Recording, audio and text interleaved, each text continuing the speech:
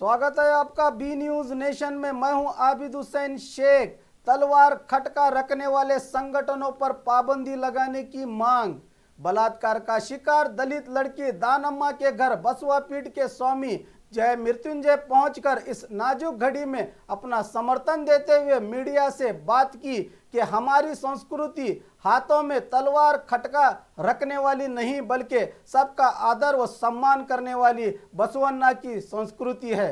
हत्यारों को फेसबुक पर देखने को मिला, इसलिए तलवार खटका रखने वाले संगठनों पर पाबंदी लगाने की मांग करते हुए सामूहिक अत्याचार और हत्या करने वाले वहिशी दरिंदे बलात्कारियों और हत्यारों को फांसी देने का निवेदन किया स्वामी जी ने।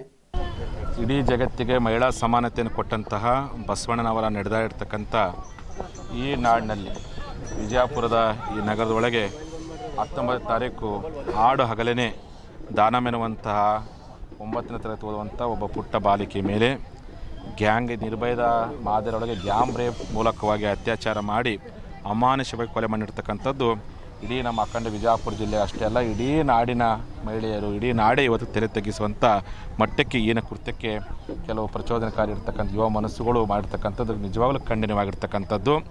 ಕೂಡಲೇ ಕರ್ನಾಟಕ ಸರ್ಕಾರ, ನಿನ್ನ ಮುಖ್ಯಮಂತ್ರಿ ಬಂದು ಹೋಗಿದ್ದಾರೆ, ಗೃಹ ಇಲಾಖೆ ಈ ಒಂದು ವಿಚಾರವನ್ನು ಗಂಭೀರವಾಗಿ ಪರಿಗಣಿಸಿ 5-6 ಜನ ಆರೋಪಿಗಳಿದ್ದಾರೆ. ಈ 4 ಜನರನ್ನು ಬಂಧಿಸಿದಂಥ ವಿಚಾರ ಕೇಳಿದ್ವಿ.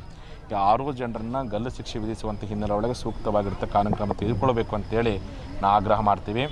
ಈ ರೀತಿಯಾಗಿರ್ತಕ್ಕಂಥ ಯುವಕರನ್ನು ಪ್ರಚೋದಿಸಗೊಳಿಸಿ ಅವರ ಮನಸ್ಸನ್ನು ಕೆರಳಿಸಿ ಅಂಥವ್ರ ಕೈಯಲ್ಲಿ ಇವತ್ತು ತಲವಾರು ಕೊಡುವಂಥದ್ದು, ಖಡ್ಗ ಕೊಡುವಂಥ ಮೂಲಕವಾಗಿ ನಮ್ಮ ಶರಣ ನಾಡಿನ ಇಂಥ ಮಕ್ಕಳೊಳಗೆ ವಿಷ ಬೀಜ ಬಿತ್ತುವಂಥ ಕೆಲಸವು ಇವತ್ತು ಕೆಲವು ಸಂಘಟನೆ ಮೂಲಕ ಆಗ್ತದೆ. ಆದಷ್ಟು ಅಂಥ ಸಂಘಟನೆಗಳನ್ನು ಬ್ಯಾನ್ ಮಾಡುವಂಥ ಹಿನ್ನೆಲೆ ಒಳಗೆ ಸರ್ಕಾರ ತೆಗೆದುಕೊಳ್ಬೇಕು ಅಂತ ಬಹುತೇಕ ಇಲ್ಲ. ಫೋಟೋ ನೋಡಿದ ತಕ್ಷಣ ಅನ್ನಿಸ್ತು ಯಾವ ವಿಚಿತ್ರಕಾರಿ ಶಕ್ತಿಗಳು ಅಂತ ಯಾವಂತ ಗೊತ್ತಿಲ್ಲ. ಅವರು ಫೇಸ್ಬುಕ್ಕಲ್ಲಿರ್ತಕ್ಕಂಥ ಫೋಟೋಗಳು ನೋಡಿದಾಗ ಕೈಯಲ್ಲಿ ಖಡ್ಗ, ಅವರ ತಲೆಗಿನ ಕೂದಲು, ನಮ್ಮ ರಾಜ್ಯದ ಸಂಸ್ಕೃತಿ, ಕನ್ನಡದ ಸಂಸ್ಕೃತಿ ಅಂತ ಅಲ್ಲ, ಯಾಕಂದ್ರೆ ನಮ್ಮ ಬಸವನಾಡಿನ ಸಂಸ್ಕೃತಿ, ಸಭ್ಯತೆ ಸಂಸ್ಕೃತಿ, ಎಲ್ಲರನ್ನ ಅಪ್ಪಿಕೊಳ್ಳೋ ಸಂಸ್ಕೃತಿ, ಮಹಿಳೆಯರನ್ನು ತಾಯಿ ಅಂತ ನೋಡುವಂಥ ಸಂಸ್ಕೃತಿ. ಇವತ್ತು ಒಂದು ಕಡೆಗೆ ನೀವು ಮಹಿಳೆಯರನ್ನು ಮಾತೃದೇವೋಭವ ಅಂತ ಕರಿತೀರಿ, ಅಂಥ ಹೆಣ್ಣಿನ ಇವತ್ತು ಅಮಾನುಷವಾಗಿ ಕ್ರೂರ ಕೊಲ್ಲೋಷ್ಟು ಮಟ್ಟಿಗೆ ಅಂಥ ಯುವಕರು ಇವತ್ತು ಒಳಗಾಗಿರ್ತಕ್ಕಂಥದ್ದು ನಿಜವಾಗ್ಲೂ ಸಹ ಭಾಳಷ್ಟು ನಾವೆಲ್ಲ ನೋವು ಪಟ್ಕೊಂಡಿದ್ದೀವಿ. ಹಾಗಾಗಿ ದಾನಮ್ಮ ಕೇವಲ ಈ ಒಂದು ಮನೆತನದ ಮಗಳಾಗಿಲ್ಲ, ಈ ನಾಡಿನ ಮಗಳಾಗಿದ್ದಾಳೆ.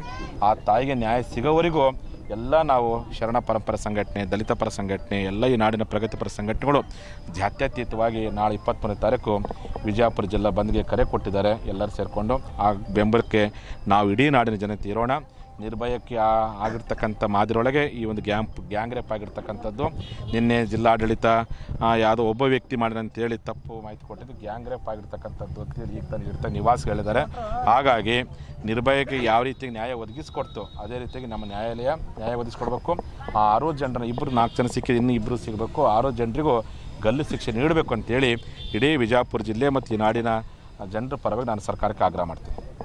और खबरों के लिए देखते रहिए बी न्यूज नेशन।